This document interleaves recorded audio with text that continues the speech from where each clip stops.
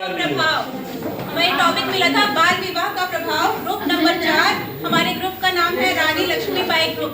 चूंकि ये बाल विवाह का प्रभाव है तो ग्रुप का नाम बहुत सोच समझ के रखा गया है कि रानी लक्ष्मीबाई जिस तरह से आज के युग के इतने पहले उस तरह से हमारे सामने उदाहरण प्रस्तुत कर चुकी हैं, तो हम अपनी बच्चियों को उनका उदाहरण देकर उनके अंदर हम इस भावना को विकसित कर सकते हैं कि आप किसी भी क्षेत्र में कम नहीं है पुरुषों से।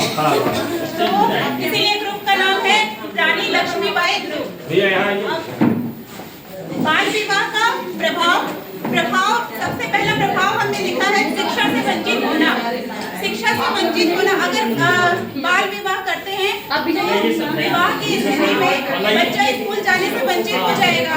और ऐसा हमें लगता है कि कुछ स्कूलों में ये समस्याएं आई होंगी। मेरे स्कूल में भी समस्या आई थी।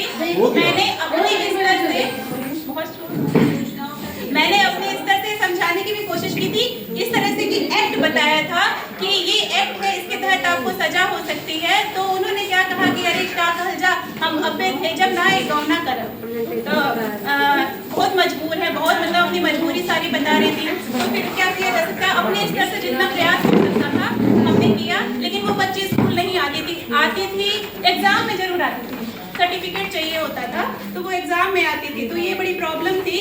तो ये बहुत बड़ी एक समस्या है, शिक्षा से वंचित होना। अगर हम शिक्षा से वंचित हो जाएंगे तो जीवन के हर क्षेत्र में पीछे रहेंगे।